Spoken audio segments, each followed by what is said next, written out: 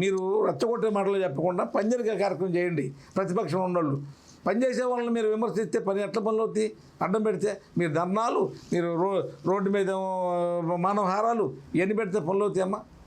ఇప్పుడు సిటీ ఏంటి position? Model city కదా అయ్యాలంటే సిటీ ఓల్డ్ సిటీ, వెహికల్స్ పెరుగుతున్నాయి, రోడ్లు పెరగల, మనుషులు పెరిగారు, పక్కన రాజధాని హెడ్ క్వార్టర్ ఇది.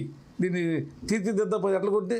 కానీ రైట్ టైంలో రైట్ పర్సను పెమ్మసాని చంద్రశేఖర్ లాంటి వ్యక్తి ఇక్కడ రావటం గుంటూరు ప్రజలు చేసుకున్నటువంటి అదృష్టంగా నేనైతే భావిస్తున్నా. గతంలో ఎంపీలు కానీ ఎవరికైనా చేయలేదా? ఎవరు చేశారు చెప్పండి? ఎవరు చేశారు? ఇప్పుడు ఆ రోజున మేడూరు నాగేశ్వరరావు దగ్గర చూసుకోండి మీరు. నాకు మేడూరు నాగేశ్వరరావు గారు కానీ చూస్తున్నాను నేను. మేడూరు నాగేశ్వరరావు చేశారు ఏమి ఎక్కడ వాళ్ళ ఊరు సహా మంచిది కూడా చెప్పారు ఆయన కాంగ్రెస్ గవర్నమెంట్లో. తర్వాత రంగా గారు చేశారు. రంగా గారు ఎలక్షన్ పోతే మళ్ళీ ఎలక్షన్గా వచ్చింది. తర్వాత భాషా గారు గెలిచారు రంగా గారి మీద.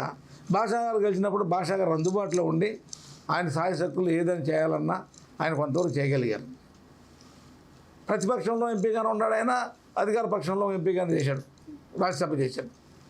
మరి అలాంటి పరిస్థితుల నుంచి గుంటూరుని కాపాడాలంటే ఇలాంటి వ్యక్తి చదువుకున్నవాడు, అమెరికాలో బుర్రిపాలెంలో పుట్టి, అంటే గుంటూరు పార్లమెంట్ పరిధిలేదు బుర్రిపాలెం కూడా, బుర్రిపాలెంలో పుట్టి ఆయన అమెరికాలో చదువుకొని పెద్ద డాక్టర్ అయ్యి వాళ్ళ వైఫ్ గారు కూడా చాలా యువకురాలు. మేమందరం ఆమెతో తిరిగాం మన ఎలక్షన్లో.